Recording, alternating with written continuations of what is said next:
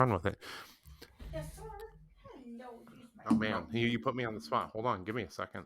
You said you had the intro already. I have the intro. I just need also to, we like, can't pull forget it the Michael Scott party. I don't know if that was in your notes, Chuck. I don't have Michael Scott party in there, so put it in your notes, Connor. I don't know how to take notes. Okay. I've got pages of notes. I've never taken a note in my life, so. Anyways, coming to you from the salt mines revealed by the great tectonic quakes that always follow the day of firing, it's the Vox Cascadia podcast.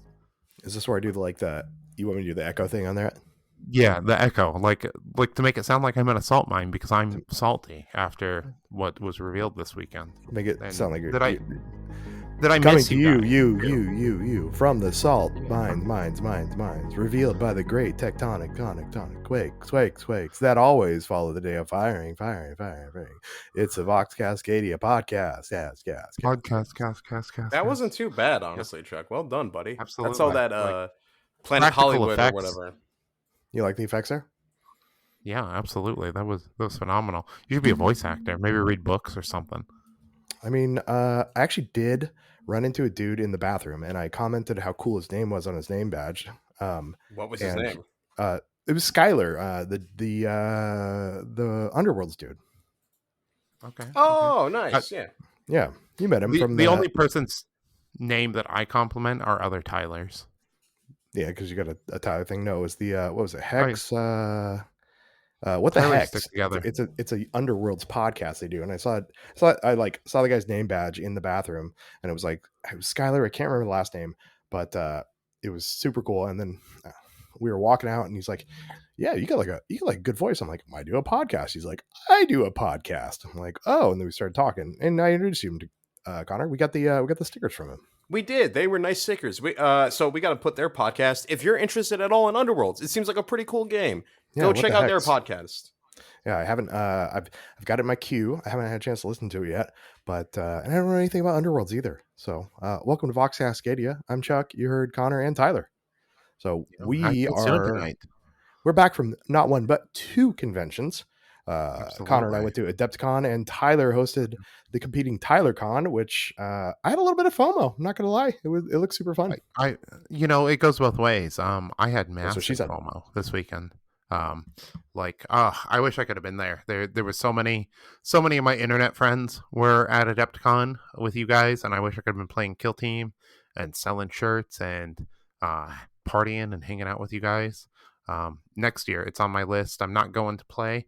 I'm going to sell shirts, and I'm going to hang out and party and cause chaos and drugs as well. You're gonna sell drugs too. Yeah, I mean, I don't know what you can actually get in Milwaukee. Well, okay, like not officially, but I don't even get in Milwaukee. I think you can buy weed in Milwaukee. I don't know. Loomis was there, and I guess Loomis said he went to like the one weed shop in like all of Wisconsin. It was like 30 miles out of the way. Yeah, I think that for a convention, especially like a wargaming convention, alcohol is the vibe. Like, you just wanna cut loose and have fun and talk to people, and weed is good, but like alcohol, that would be the vibe for that, I think. I mean, me and Greg partook in the alcohol, so we got that. Oh, absolutely. Skylar Swank is his name. Super cool guy. Amazing name. Pretty great name. Yeah, absolutely. It's very swanky. Legit name. Yeah. So, is that a stage name? Is that? I don't know. I didn't ask to see his ID because that would have been weirder than me talking to him and saying how cool his name was in the bathroom. So I'm not sure, but yeah, welcome. Connor, myself, Greg, and our buddy Nick went to Adepticon this past weekend in Milwaukee, and you got to say it like that every time. I'm not gonna do that. I'm sorry. Just do it. Connor, no. It feels real fucking good. Try it. Milwaukee. You got to put a little spice on it. What is that movie reference, or what's that referencing? What movie? I can't remember. Okay, you guys told me like a list of 40 movies I got to watch. Yeah, I mean, it's because you're just like young and you've uncultured. It's not even that I'm uncultured. I watch a lot of movies. There's just been a lot of movies. It's Wayne's World. Oh, okay. What year do you watch movies from? Like all years. I mean, mostly I've seen like 90s and past that. But I've seen like some of the original like classics. I've seen Citizen Kane. I've seen 12 Angry Men. That one I just watched for the first time in a while. Still a great movie. I'll admit I've never seen Citizen Kane right here and right now. What? So yeah, no, I mean, me neither. I think you're fine. It's just it's just it just like it's too. I'm a Doctor Strangelove guy, and it's not going to get better than that for me. There's no way that Citizen Kane is better than Doctor Strangelove. So. Oh, that's fair. I mean, like, it's Doctor Strangelove, also a great movie. I just mean it's crazy that I don't see some movie that made like $2 and Chuck and Greg and Nick lose their mind that I haven't seen some like movie 14 people from Nebraska saw in 1982. But you guys don't see Citizen Kane, and that's like totally okay, you know? Because it was like 50 years before I was born. Like the cinematic masterpiece, like rated the best movie of all time, though. Yeah, but by dorks. By like cinemaphiles. Dorks. Yeah, Martin Scorsese like rates it one of the best. You're a dork. Yeah. We were just at a convention for models. That guy's a fucking dork. That's less dorky than Martin Scorsese. Like, prove me wrong. Like, come on. Anyone wants to pretend. Like, Martin Scorsese is such a fucking nerd. Like, anyone who pretends that he's not, like, just, like, the biggest fucking nerd out there is a liar. Like, they deserve wasn't he the one that was like, wasn't he the one that was like, video games will never compete with movies because they can't tell stories? I don't think that was him. I know he got a lot of flack from nerds about not liking the Marvel movies. You know, I mean, like, the Marvel movies are, like, not cinema. Like, they're definitely movies, but they're not cinema. They're not art. Who the fuck cares about art and cinema? Like, I don't want to watch art and cinema. I want to watch fucking Chris Evans say Avengers Assemble and his hammer come into his hand. Or in Thor's hammer. Like, no, it was fucking sick as shit. Alert. But, like, anyone who equates, like, that with, like, art, you know, it's not the same. I was actually just talking with Keaton about this. Like, art, I have a lot of opinions about what is art. If you guys ever have opinions on everything.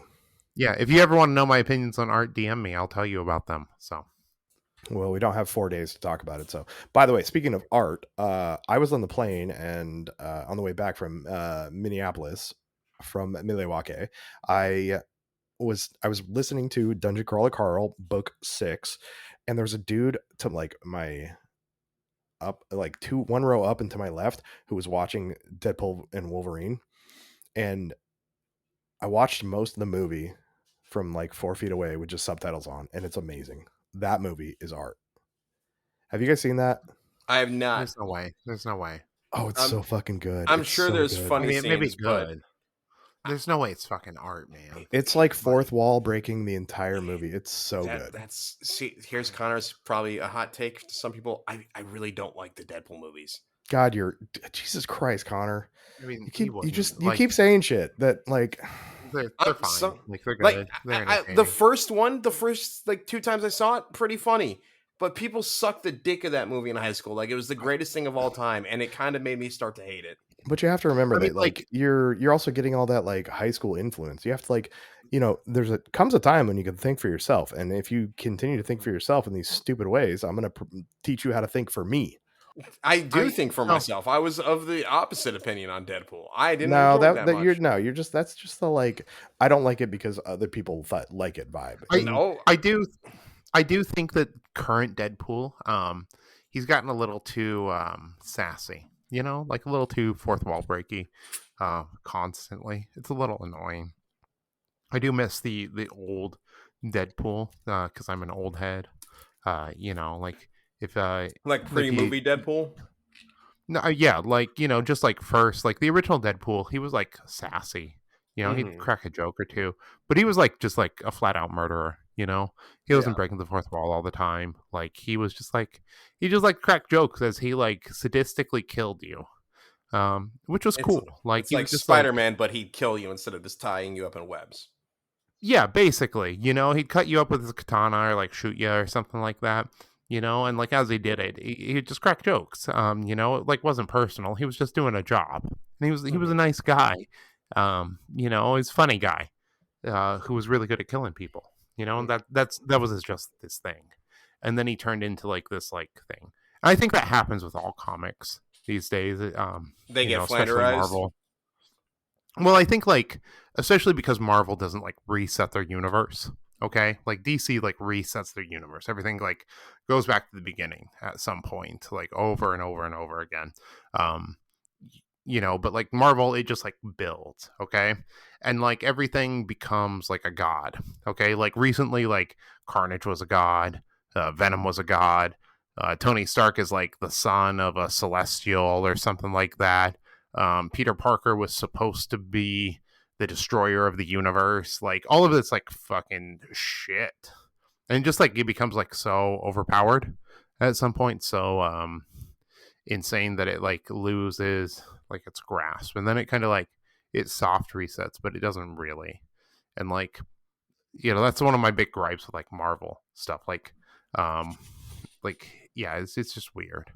Sometimes they do cool stuff. Like currently, Eddie Brock is Carnage, and Mary Jane is Venom, which is weird. Like, I don't really know how I feel about that, but like those are like two of my like favorite like villains and anti-heroes. But like comics, just they're weird. They're very different.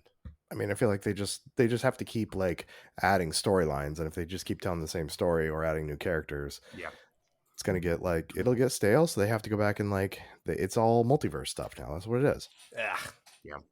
So It just gets wild for sure. It's not bad. Just all right. So we went to a convention this weekend. yeah, we did. Connor and I went to Adepticon. So to start off with, we stayed at the Hyatt Regency, and we got there, and Greg had called. It was me, Greg, Connor, and Nick staying in the same hotel room. Greg had called before, and they said, "Hey, you can have a rollaway bed." And Greg's like, "Great," because 4 dudes, 2 beds, lots of snuggling. Like, not that I'm not a man who loves snuggling, but 6 days of snuggling, it's a little too much for me. So we get there, I check in, I get there first thing. I took the red eye, and I got there like 10 a.m. Milwaukee time. Left Portland like 1 a.m. And I get in, and I check in. I say, "Hey guys, can we get 2 rollaway beds?" And they're like, "We got you, 2 rollaway beds." I go up to the room, I unpack a little bit, I take a nap. Sherd comes in, and he gets there. We hang out a little bit, and it's about 5 o'clock now, local time. Greg has just landed. He's on the way there. Connor came in the next day, and I call down the office or the front desk. I say, "Hey guys, just want to double check on those rollaway beds. No rush, but want to make sure." And they're like, "You can't have rollaway beds in that room." I'm like, "Okay, all right." And these beds they're not queen beds even. They're like, I don't know, Foles twins. I don't know how beds work. So at this point, we're like, "Okay, well, can you get us another room?" They're like, "No, we're booked." I'm like, "Okay, well," and I know Greg's going to be pissed because Greg called ahead of time to get the rollaway beds so we didn't have to all snuggle. So luckily, they were able to move us to a room with 2 queen beds. And then when Greg got there, we took a trip to Walmart. Went to Wally World, got a couple of air mattresses. And so Connor and Greg got to sleep on air mattresses for the week, and they didn't have to pay as much, so we got them a little deal since they had to sleep on air mattresses.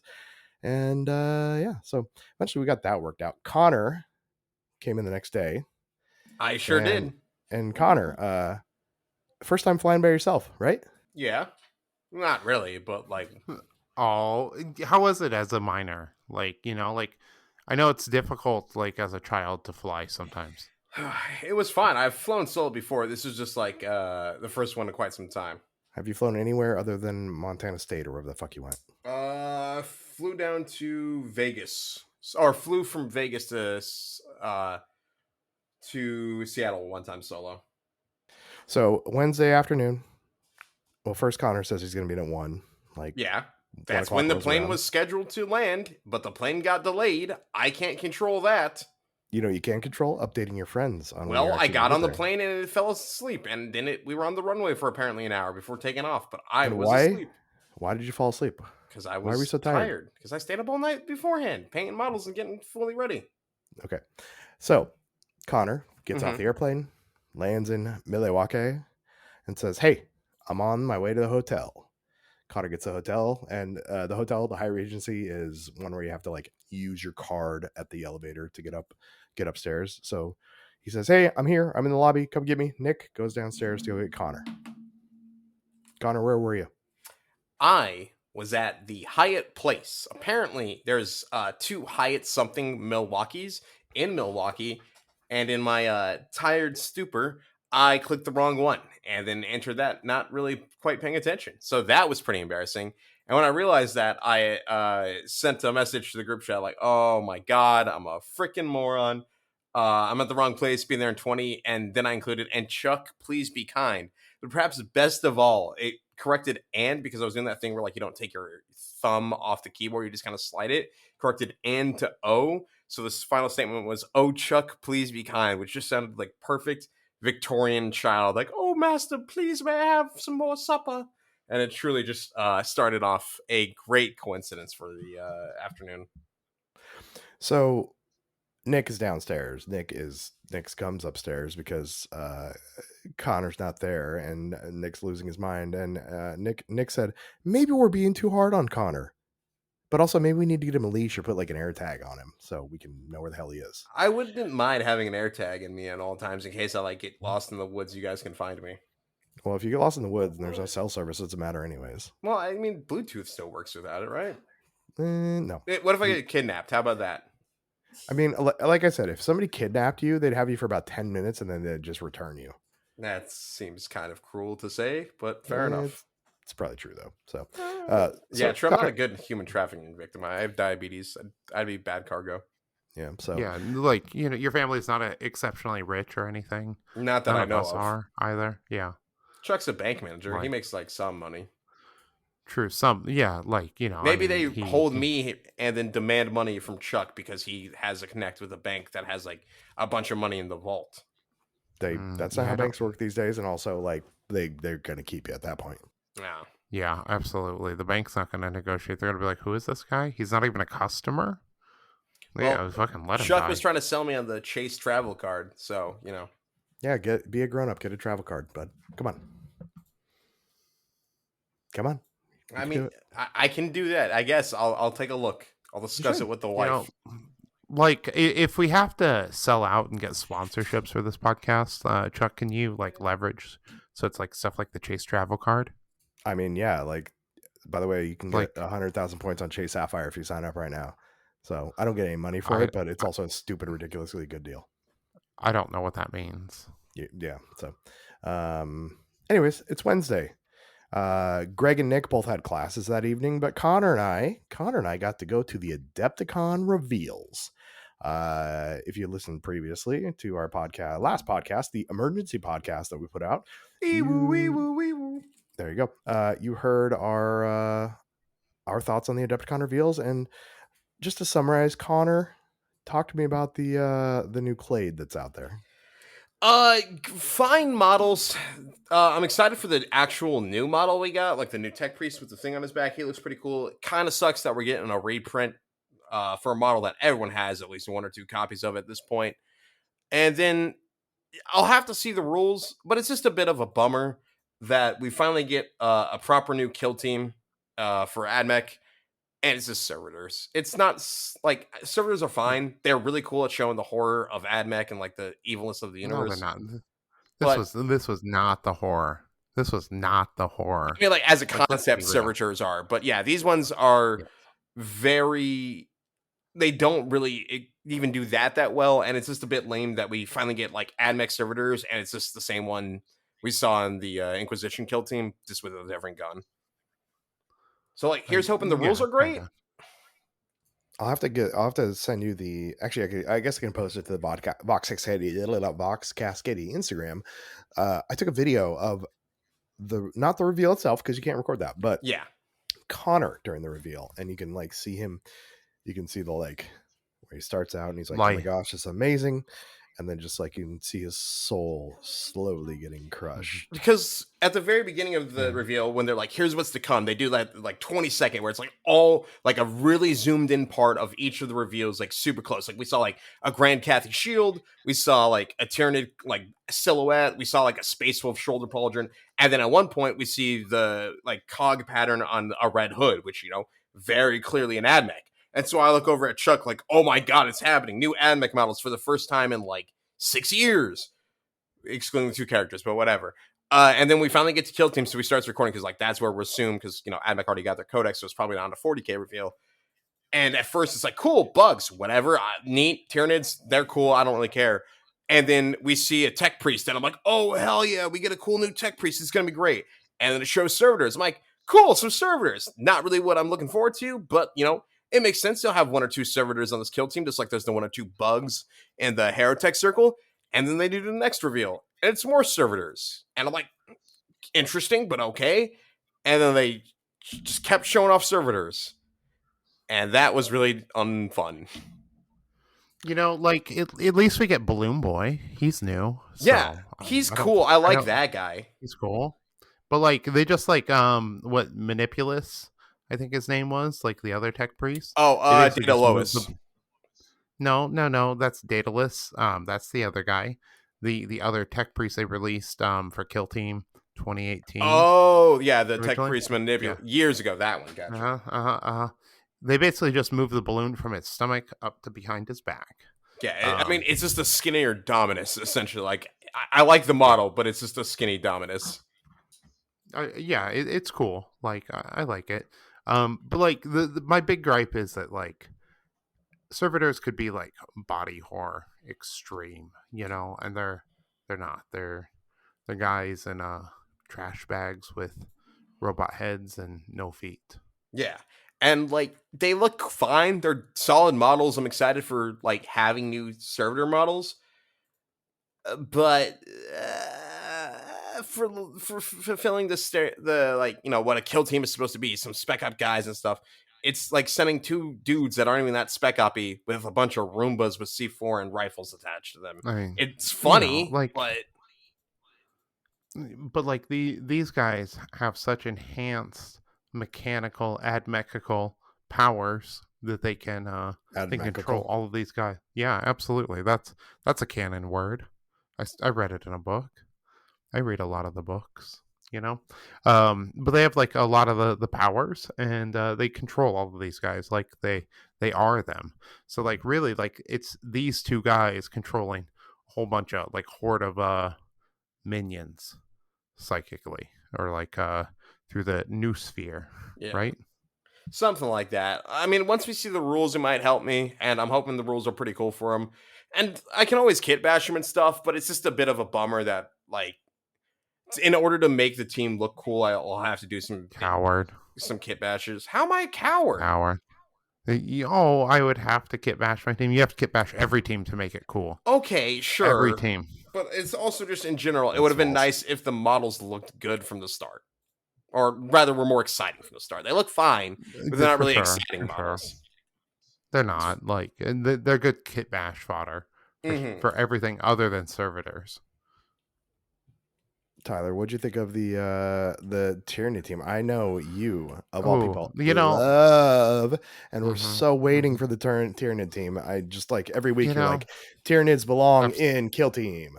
Absolutely. You know, I am Into the Dark and Tyranid fan number 1.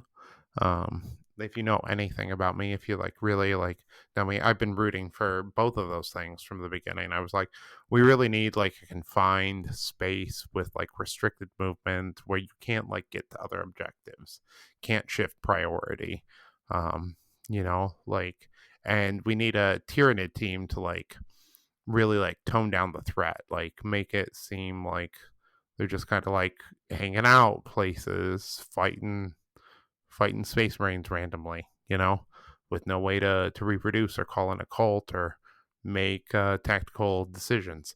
But, you know, like, we got them finally, like, and I'm glad Tyranid players can shut up finally.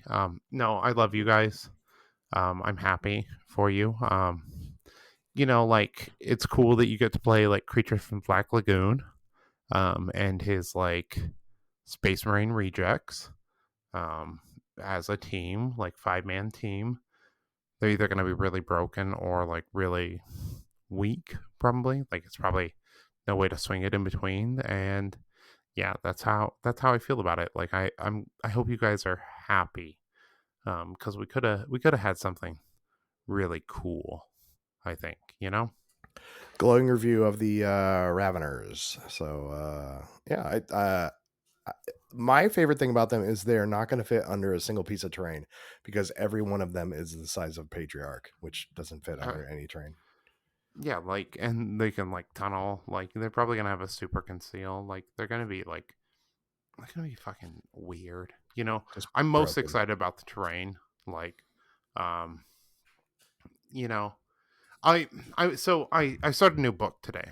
I started the Elemental Council, which is a 17-hour book about Tau, and like not like the Fire Warriors. It's about like the guys, like the Water Cast and the Earth Cast and shit like that.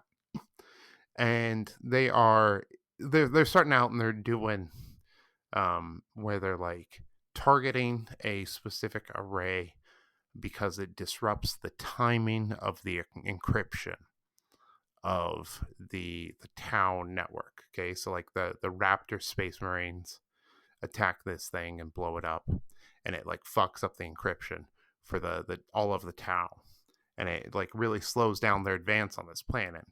And it's like, that's what I view Kill Team as. And Tyranids, except for Gene Stealer Cult, do not have the faculties to do that. And so like that is my ultimate case for like why stuff like demons and Tyranids shouldn't be included in Kill Team, other than to make the fans happy.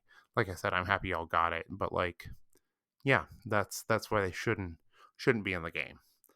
That's why we should have like a really alien-like Gene Stealer Cult team instead of these fucking Raveners who they got shot out in head of the High Fleet, and they're on the planet, and they got disrupted by the gunfiring, and like this guy found them and he just has to fight them.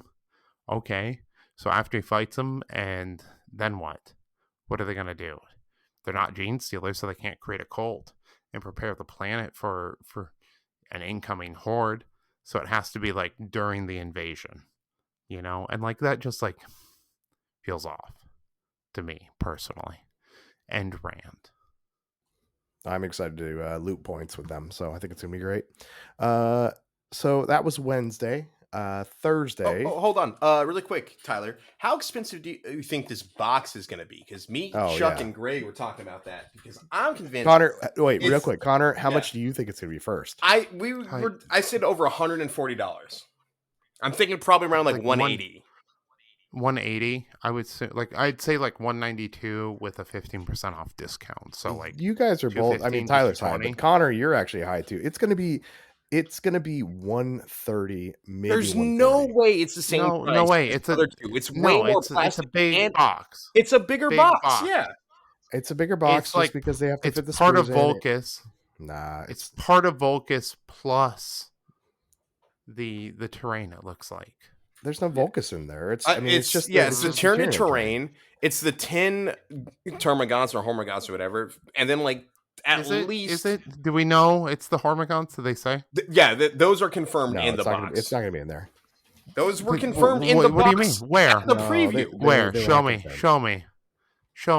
Show you what? That the 10 Termagants are in the box? No, they said that you can use them as NPOs. They're not going to be in the box. They said they were included in the box at live stream preview. No, they didn't. So they're going to do that. They showed that you can use them. They have not said that they're going to be in the box. And they said it at the preview we were at. If you look at the article, it doesn't even show them in the article. I mean, it shows them in the background. I don't think they're going to be in there. Brutal and Cunning has as much plastic as this does, if not more, and it was like 120. Yeah, but if the 10 guys are in it, it's going to be more than Brutal and Cunning because it's going to be way more. Those are just like extra sprues they had from Leviathan that they're just sure, but it's still more sprue plastic GW's going to charge us for. It's It's going to be 140. I'm willing to bet it's 140 if the 10 Termagants aren't in it. If they're in it, it's going to be way more expensive. It's not at all. No. 140, 150 if the Termagants are in it. That's it. I'm promising you that. How about this? We'll do looking at the article, Price is Right. Looking at the article, I actually think Chuck's right here. So I think what is it? Good. Like 140. So 140 is what it's going to be. Like Brutal Cunning is 140 and Brutal Cunning Head at retail. Yep. And then so like 120 with your friendly local game shop, but it's not going to be 190, 192. You're high on Dr. Pepper. Did you get Dr. Pepper? Did you get the actual sugar? No. Yeah. Because I'm thinking, right, the Raveners are 2 or 3 sprue. Then the Servitors are probably 2 or 3 sprue with the character. The other Tech Priest is his own individual sprue. He's not like, unless they made a new one, but that seems crazy. Then if the 10 Termagants are included, which I remember them at the live show saying they're going to be in, and then like you said, they're not in the article preview, but other content creators have been. So who knows? Maybe that we're all mixed up. But if they're being included in the photos of the box, I imagine they're going to be on it, And then on top of that, another 2 or 3 sprues of terrain. That's got to be way more than Brutal and Cunning.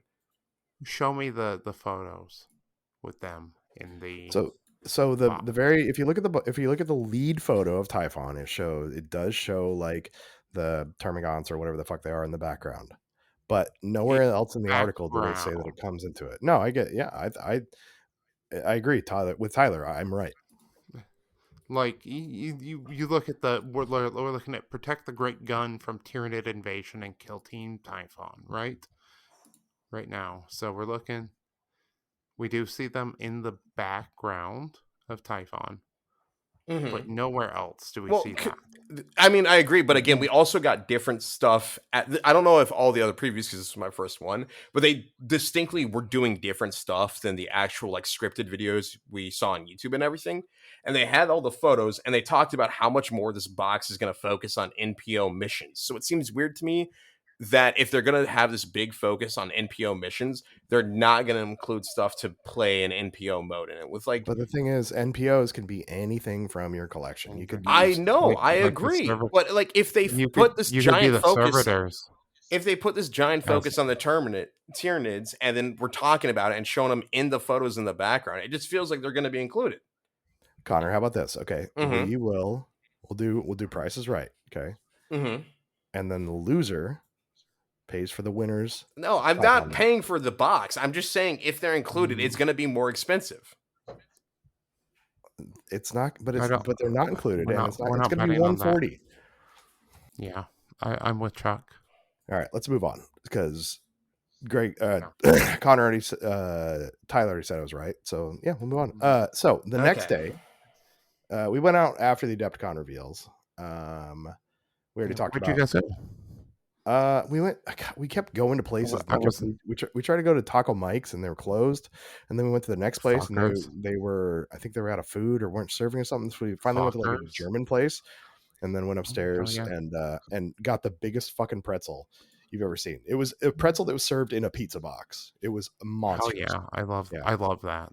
I wish I was there. So I drank way too much and I was hungover all the next day on Thursday. So that Thursday, though, you still did better than Connor, though. You still did better than Connor. Well, I wasn't playing that day. I had nothing going on that day, so okay. We didn't actually. This was Thursday. Has Connor even arrived? No, Connor was there on Wednesday. Yeah, I was there. Okay. Connor actually had Legions Imperialis, just all tanks that day, and Connor got to meet Louise, Miscast, and Eric to sign his yearbook. Yeah, that was sweet. And I got Duncan Rhodes on that day as well, so that was really cool. I think I got him on Wednesday night, actually. Well, tell us about the yearbook, Connor. Yeah, so a while back, I think I mentioned it, I got sent some of the heresy books, and one of them came upside down, so that was weird. All the pages were misprinted. And so they sent me a new one, and I put it in, and so I have this old book with nothing to do, and I figured, why not just use it for something fun, because there doesn't seem to be a big market for misprinted GW stuff. And so now every event I'm going to, they are going to have, or I'm going to have a page in it for every opponent I play at that event to sign it. And then I also have a page or two for YouTube celebrities. So it's pretty sick. It's a great idea, actually. I'm super jealous that I didn't think of it. So you start off with Duncan Rhodes. You got Louise Rogue Hobbies herself. You got Miscast. You got Eric's Hobby Workshop. Did you get Ninjon signed it too? Yeah, I saw him either Thursday or Friday and got him to sign it as well. So that was really cool. It was cool to meet a bunch of the people I've like followed for years and watched their videos and have them sign and get a photo with me and all that jazz. You got Mini Wargame Dave on that did. evening too. Yeah, he was super nice, dude. I got to talk to him a bunch. We can talk about that a little later. But so Thursday, that was your Legions Imperialis tournament, right? Yes, it was. Thursday was it was really cool because the people doing Imperialis and Titanicus were like the same group of people, and they had like an almost RPG style, not RPG. Shit, what type of video game is that? RTS style game where you got to like control hexes that would give your team points between loyalists and traitors, and you could attack the nearby hexes once you gain control and everything like that. It was a super fun and cool system. So Connor got to play that for a couple games while I walked around. Me and Greg went and dipped in there. Saw Dan Osborne was playing as well too. The people who play Titanicus all have amazingly painted models. So it was really cool to see. It makes me want to try out that game. Everybody had amazingly painted models. Greg and I walked around. We went through the vendor area. I stayed close to the restrooms because again, hungover. Nick had some painting classes, and then what did we do that evening, Connor? We got to eat. On Thursday, yeah, it was just me and you because Chuck or Greg and Nick had painting classes, so we went to the Vietnamese restaurant across the street. Yeah, that was your birthday, right? Yeah. Thank you again for getting dinner. That was nice. So I had babysitting duty for Connor, so I watched him that evening, and yeah, it was Thai actually, not Vietnamese. I heard he had a whole half of an alcohol on his birthday. No, that was the night before. He watched me drink one. Okay. So, okay. Yeah. So then Friday, Connor, can hear you typing. Friday, I'm arguing still because I recall this. Argue in the podcast. Don't worry about fucking. I am, but we don't want to derail the podcast for an entire 45 minutes. Well, you're doing it right now. So, anyways, Friday, I've recovered from my hangover. Connor has more Legions Imperialis, this time with actual units too. Nick and I played in the Kill Team Doubles tournament, which was actually pretty freaking fun. And it gave me some ideas for how to do our doubles tournaments since we haven't done anything like this. The doubles tournament we had was essentially, it was a Volcus board pushed up next to an Into the Dark board. And you had the teams of two, one player on each team deployed on each board. So like most of the time I took Into the Dark because I had commandos, Nick had Rekkas. So I had more activations, more ability to open doors. So I just basically took Into the Dark boards the entire time. And then you could move back and forth, or you could even shoot across the boards. And how when your team was activating, like I would move a model and Nick would move a model at the same time. It was super fun. We played 3 games. The first game we played into a couple guys from Warpfire, actually. Some of the Florida dudes, Matt and Alex. They had Hand of the Archon and Void Dancer. I was Commandos. Nick was Rekka Crew. We ended up taking that one 12-9. So we're 1-0 at that point. Then the next game, round 2, we played against Nick Crump and Chris Johnson from, I believe they're from North Dakota. So they had Angels of Death and Mandrakes, and we were able to eke out another win on that one, 12-8. Super, super nice dudes. And Nick with his Angels of Death kind of lined up against me on Into the Dark with my commandos, and he just went full send and just came out. He unfortunately ate a squig, and I took down 2 of his intercessors at once because he had them kind of barricade, and I moved the squig up there, and Squiggy went boom. So it was kind of a bad thing for him. Nick was Chris was amazing with the Mandrakes because since you have 2 full boards that you can play with, he was teleporting like into my backfield on the other board. So I've got some ideas for the next team tournament that we do next year with doing like combined like big boards, because it was pretty fun. So round 3 at this point, Nick and I are 2-0. We've only scored 12 points each game, but we're 2-0. We played into Cole and Nick Mayerson and Cole Bonema. I apologize if I'm pronouncing that wrong. Cole had Plague Marines, Nick had Rattlings, and this game started out pretty bad for Nick and I because we forgot that the top of the Octarius, the like former Octarius vantage points are light cover, and he has the ability to seek light. And so Nick put his Rocketeer up on there, and I put my Sniper up on there. And Nick Mayerson said, well, seek light, I'm going to use my big gun and I'm going to kill you. And then the dumb thing was that I stood there and watched Nick lose a guy and was like, man, I forgot about that. That was fucked up. And then I just left my Sniper up there, who then just got murked as well too. Luckily he lived on like 1 life with like just a scratch, I think. But that game was going pretty badly for us, and I thought we were going to lose at that point, but we were able to eke it out. Nick got a real good blast onto Cole's Plague Marines in a Volcus and took out like 2 of them like right at the end to kind of seal the win. And so we ended up 3-0. Well done. And that was fun. I got to like see the last like 2 or 3 turns. And it was funny because those last 2 or 3 turns took forever because, like you said, there's so much stuff going on. I didn't realize you could shoot between boards though. That's pretty cool.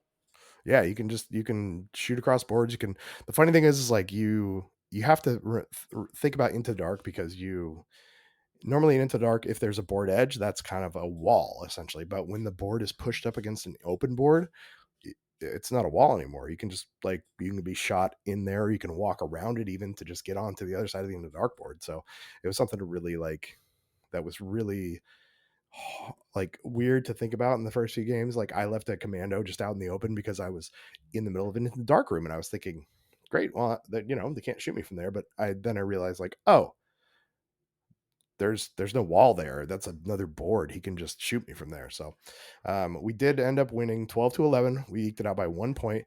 And then we got to the end of the game, and I was talking to Nick Mayerson, who was playing the Rattlings and was so good with the Rattlings. And finally I was like, hey man, like we do a podcast. It's Vox Cascadia. They're like, oh, I do YouTube, and I don't post very often. And I was like, oh, what is it? They were like, it's Venture Minis. Like, they're a really great channel. Holy shit. Yeah. Also, cut back. I just found it. They absolutely come in the box. They confirm it on stream.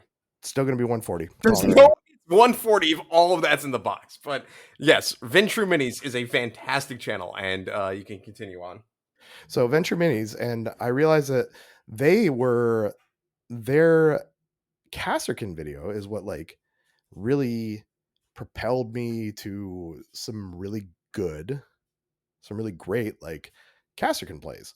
And I listened to their Casterkin like breakdown on the way to the tournament that I actually won, and then I used their strategies going forward. I was number 1. I think I was number 1 in the world, or at least number 1 in the US for Casterkin for a while, and I was blown away, and like that was like, oh, I'm playing you.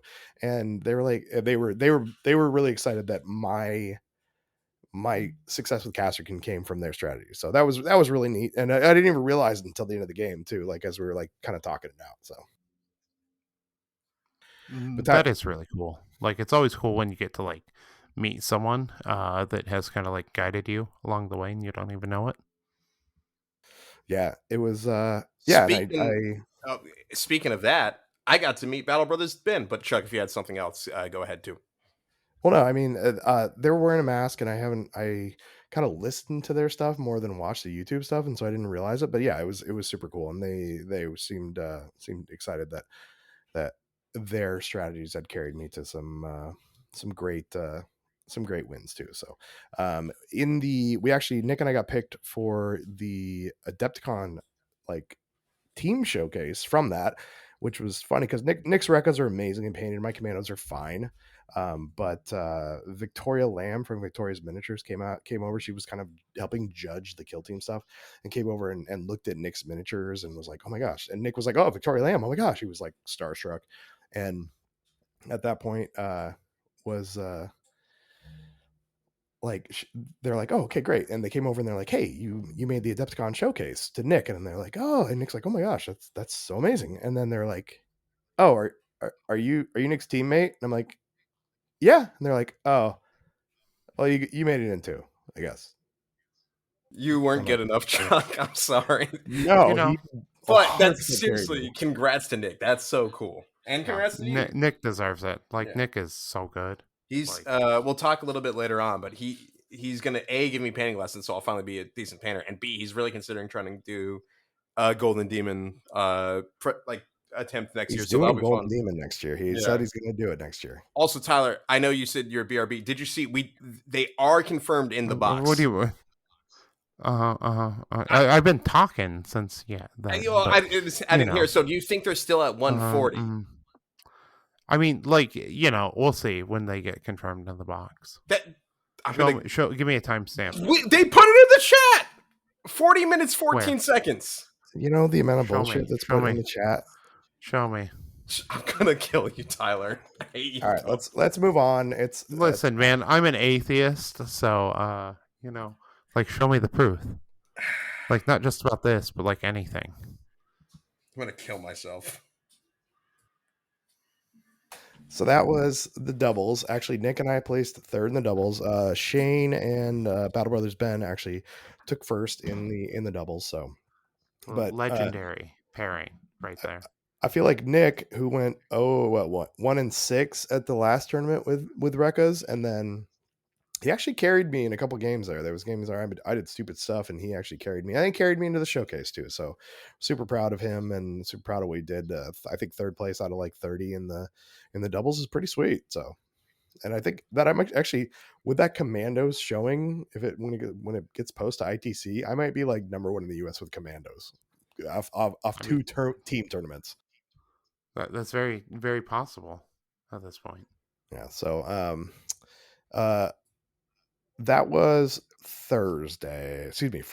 So Saturday morning was the start of the grand tournament, the GT, the golden ticket tournament. And as I showed up, so the winner of the painting awards in the doubles tournament was a guy named Jonathan Reynolds. I think he goes by JD. And Jonathan Reynolds had the most amazing Brood Brothers and Wormblade setup, where he had actually a 2-story, and I have pictures of it. I'll get to Connor, or I'll get on the Instagram, where he had a 2-story, like it was a lunchbox that opened up. It was filled with like lights. The entire background is filled with like pipes and stuff. Just an amazing display piece of some. Go ahead. Yeah. Some just an amazing display piece, and he won best overall team, and then he won best display, I think, too. So yeah, his display, that was the guy you said it folded up, right? Like I think I saw it closed, but never saw it opened in person. I saw the photos and it looked incredible. Yeah, he had lights in it. It was absolutely amazing. He made it into the Adepticon showcase, and he actually won the Adepticon showcase for skirmish.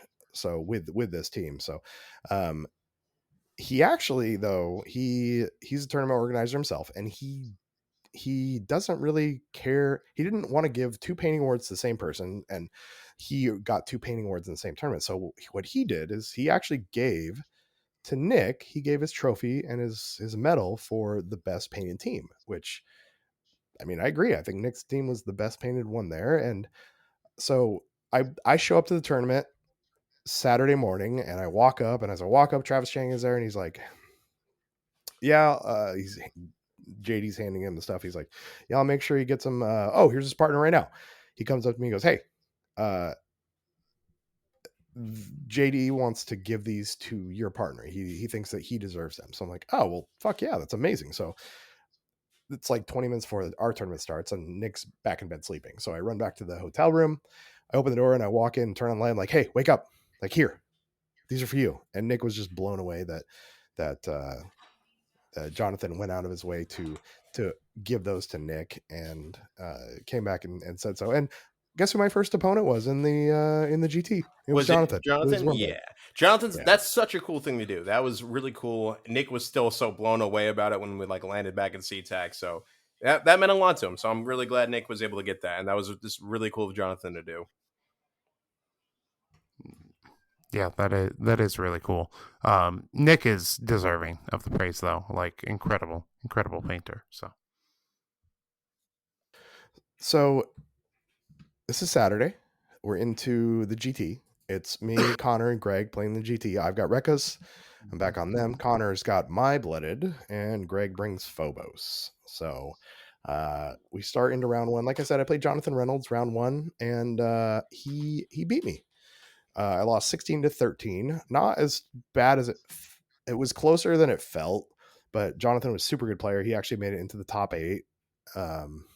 And like, I don't even know what Rekkas do against Wormblade, because I played against Wormblade this edition twice, once with the Commandos, once with the Rekkas, and I just don't know what either team is supposed to do against them. So I took the L. Started out with that. Connor, you played into Daniel Reardon and Phobos Strike Team with the Blooded. How'd that game go? Pretty good. It was a fun game. Unfortunately, took a loss, but Danny was a great opponent. They had they're from Chicago area, I believe, or like Illinois overall. And they were the one, if I'm recalling correctly, that had all their Phobos Marines painted different chapters to represent different characters, right? Yes, I played Daniel game 1 on day 2. Super amazing. Like, the paint job was great, and he basically, if they were a Reaver, they were one color. If they were an Blood Infiltrator, Ravens, if Reavers, Blood Angels, if Jesus Christ, I said that wrong. Blood Angels were the Infiltrators. Imperial Fists were the Incursors, and the Bird guys, Corax. What is their chapter? Raven Guard, not Blood Ravens. Yeah, Raven Guard were the Reavers, which was a great way, because like it's super nice, because even if you know Phobos pretty well, they still look very similar, and the only real difference between them is like a helmet, which most people on the Incursors just use the normal helmet because it looks really goofy. They're the ones with the Cyclops mask and then like a slightly different backpack attachment. So just having that level of clarity and awesome paint jobs was super cool. Yeah, it's really nice. I ended up playing them round 5, and it was really nice to be able to tell the guys apart. Like you said, not just having the weird masks. Bright bold colors makes it even more instant to tell, rather than just having to double check with your opponent, which just saved a lot of time. And they're a really good opponent. They got me in the end. I don't think there was anything in particular that like, wow, that really swung the game for them or like lost the game for me. Just they managed to kill enough guys, and it was on Into the Dark, so they were able to open doors a little bit more advantage. And that was that. It was a fun game, though. And then Greg, with his Phobos Strike Team, went into Illicidian Star Striders and got a 2-point win, 15-13.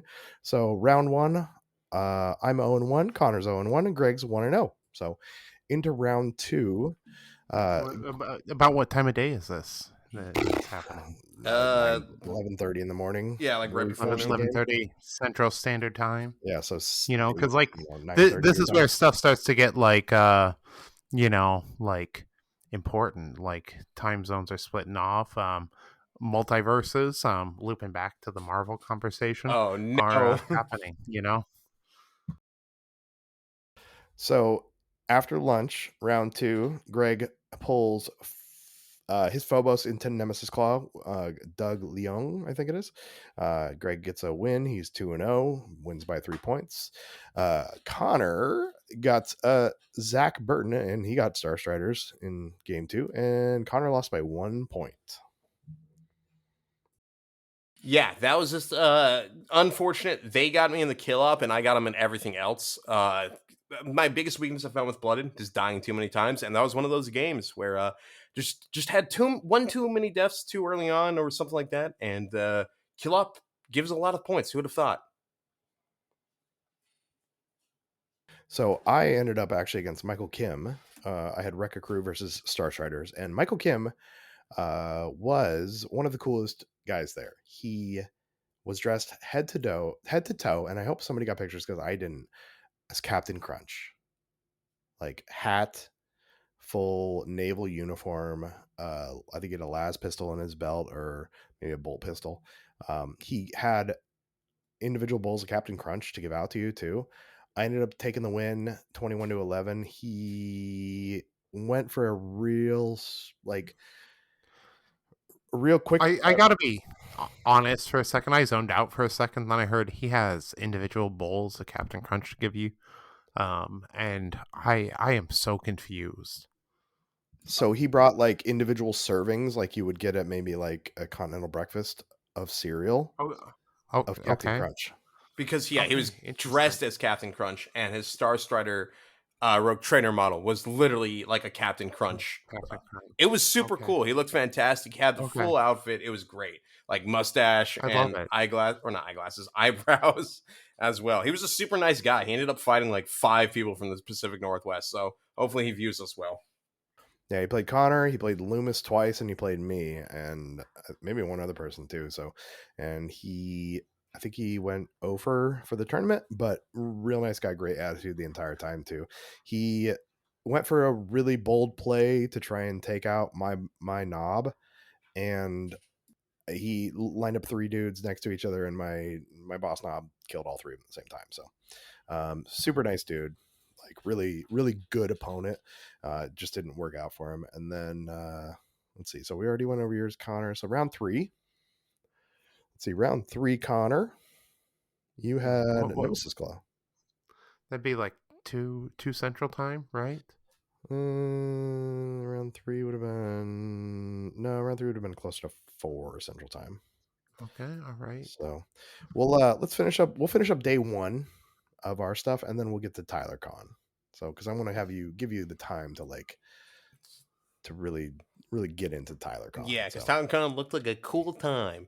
But yeah, round 3, I went up against Josh with his Nimclaw. Josh was a really nice guy, great opponent.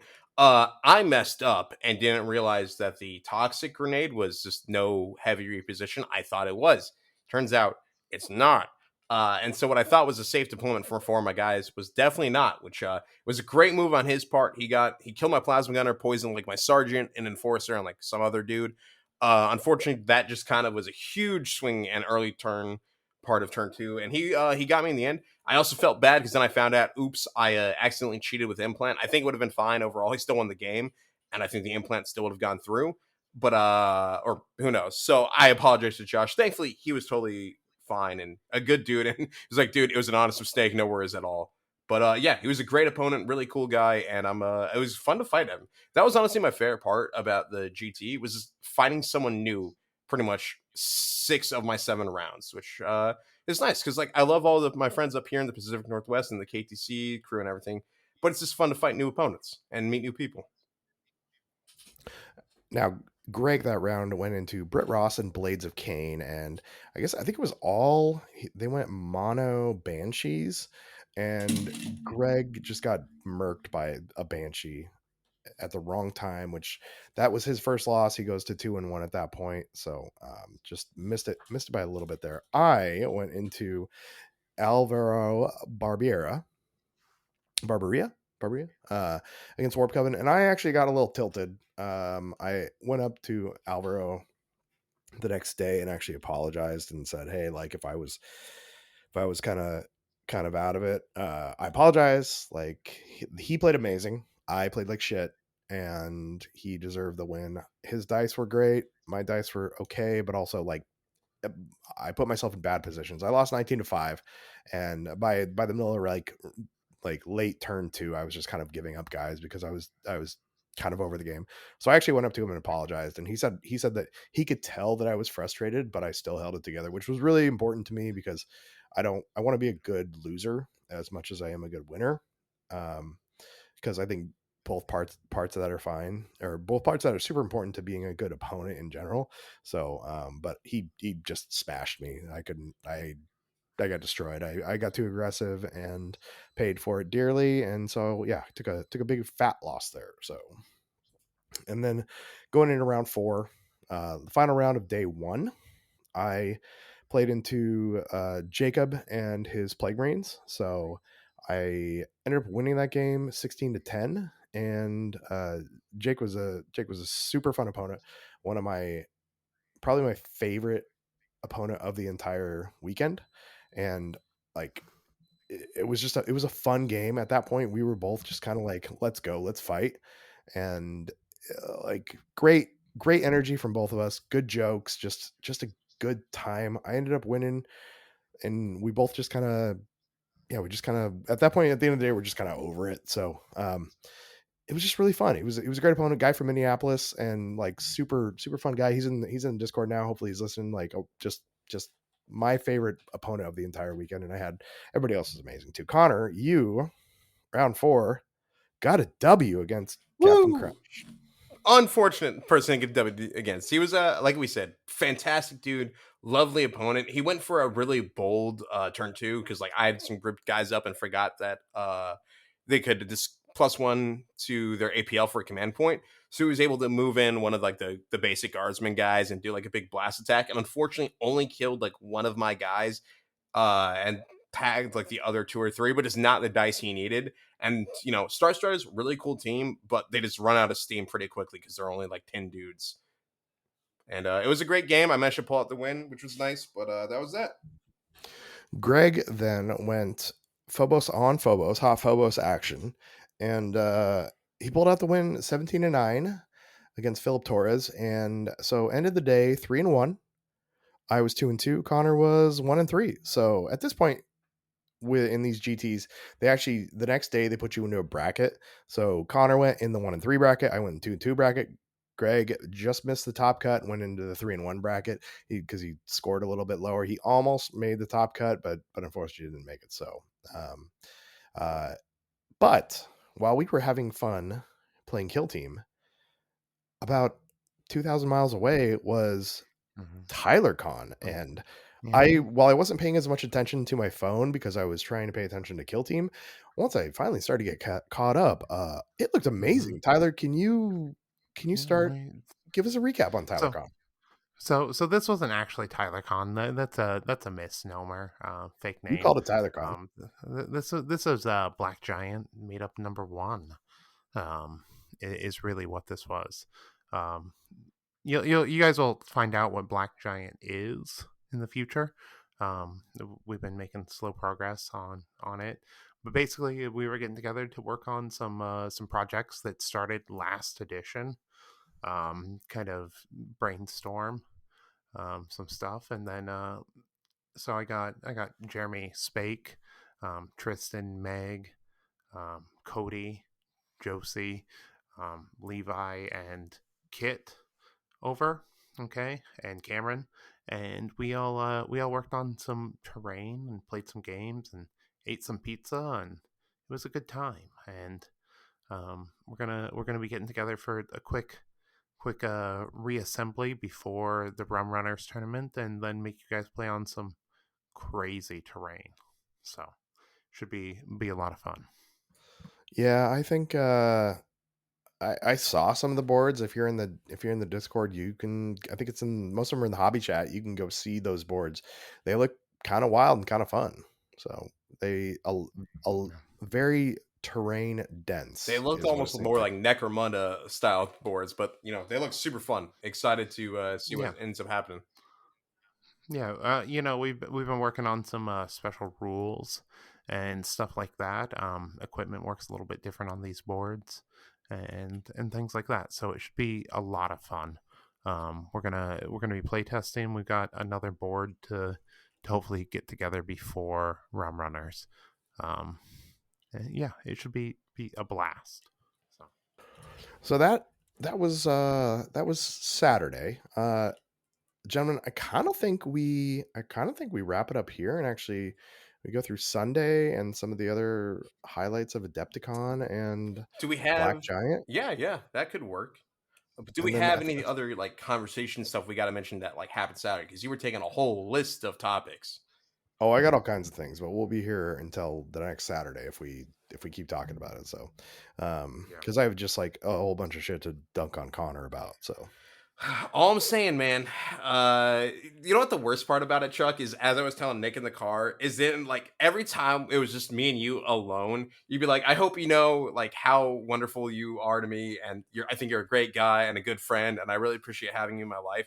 And then we'd go like meet up with Greg or Nick, or we just get back to the public, and you'd be like, and that's why you're a total bitch. And I'm like, why do you gotta be like this to me, man? It's literally I have never once called you a bitch. I know, but like it's the same. That's fair. Sorry, not to exaggerate, but it's the same. It's just the gaslighting almost of it is what makes it so great. Yeah, well, I mean, like I told you, like you're an amazing guy. I'm so blessed to have you in my life. I think you're just a great dude, and I would never say that in front of anybody else. Yes, it's this is what it's like to be in a friendship with like an elder millennial / early Gen X. Yeah, I'm late Gen X. It's 100% like we would talk about anytime we were telling someone about the podcast. It's like since I was always the older brother, Chuck is what it must have been like for my younger siblings. Of this someone that cares about you, but is a total dick. Absolutely, and I'm the dysfunctional middle child. That works. It's a wonderful family. Pretty much. Yeah. So I love you guys. Love you too. I love the whole not just you guys, but like Greg. I miss you, Greg. Can't wait to hang out with you. Everyone that came out this weekend for Black Giant Gathering. And then just like everyone else that I haven't been able to hang out with recently, y'all mean a lot to me. This community means a lot to me. Thanks for being a part of it. Mm-hmm. Well, bright side, we'll all get to hang out. Probably not run. This can't make that one. Fountain in your face.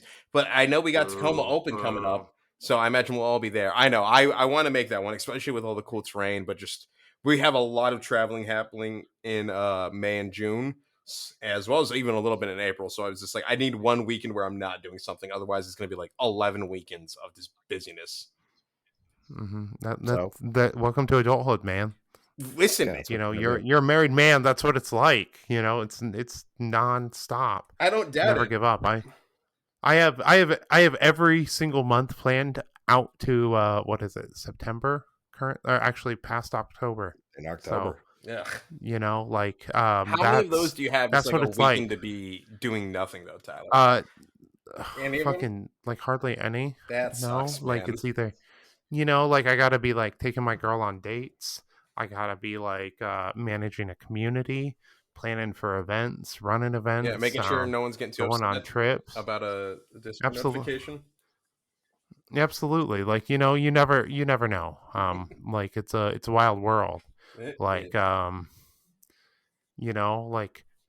a couple years we'll be on like the big money from a miniature tabletop, and we'll buy a small apartment complex and stick a bunch of personalities in there and film a reality TV show. And then we'll buy Games Workshop. Yep, absolutely. That's the future. That's like 10 years. Mr. Beast style reality show for miniature painters. Yeah. So that's the future. I think we wrap it up here for now. We leave. It's the cliffhanger because we go into Sunday, Monday travel. Sunday. Also, I have notes upon notes of fun stuff to talk about. Hold on. Do we want to end it with Saturday the night the me going downstairs happened, or do we want to save that for next episode? I figure we can end it. I mean, next. I mean, like right there. I mean, I've, like that sounds like a cliffhanger if I've ever heard one. End it right here. Connor went down the elevator and then something happened. Tune in next week to find out. But also part 2. Yeah, part 2. But also thank you to all our Patreons. Chuck, list them. Yeah. Connor, it's your turn. Oh, okay. Zarin, he's on there. Jenna, she's on there. Cody's on there. He's great. Sean's there. We've got Keaton. They're fantastic. We've got Cody. He's on there. He's great. Love you, Cody. I got your models. Scott's on Zach, there. Rob, Greg, Zarin, Holly, Nick, Sean, Sam, Cody, Jenna. All right, I got to write that list down. Okay, so I'm going to propose a new method on here. We need like a checklist, okay? Shared checklist, and we need to try to organically mention all of these people throughout the episode. That seems very difficult. No, I mean, like it we can do does. It's I think we can do it.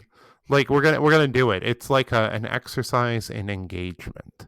We love you guys, and we thank you for your support. We do this for y'all. It could be a fun game for Thanks the Patreons to play actually too, where they go through and like check off and at what, or they write down like what minute each person's name was said. That's fair, yeah. And First person to turn it in gets another shout out. Hell yeah. And then also, thank you to everyone who saw me and Chuck at Adepticon and said they actually knew us or recognized our voices. Or to a couple other people that Margaret and Dan, I think, from Pittsburgh, who had Tyler's shirts, and we saw them in the complete wild. So that was really cool. Yeah, absolutely. Like thanks for supporting me and making those shirts. It's really, really not like a profit product.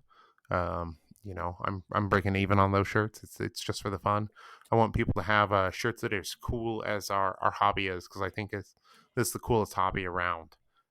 Just like Games Workshop says, call me a shill if you want, but that's what I believe. Yeah, how dare you shill your own beloved products and stuff that everyone enjoys. Thank you to all the listeners, and go follow us at Dice Thrower Minis, at Spanaway. Whoa. That's Lowbrow Minis. That's Minis. Me. Dicethrower.bigcartel.com.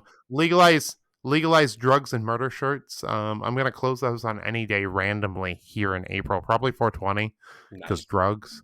If you do drugs, you probably know. If you don't do drugs, you probably know. Yeah. Painting Cave Minis. That's our good friend Chuck. He was posting a little bit. I got tagged and stuff. That was fun. Spanaway, as he likes to say on everything. But let me do it my best Chuck impression of me. At Spanaway on everything. No, that was too childish. Are you gonna change your voice or anything, or is it just gonna be the same? I hate you. What else? Spanaway on everything. There we go. Thank you again, Greg, for being there. We love you, buddy. It was fantastic seeing you. Glad you got home, even if it took like more time for you to get home than me and Nick put together.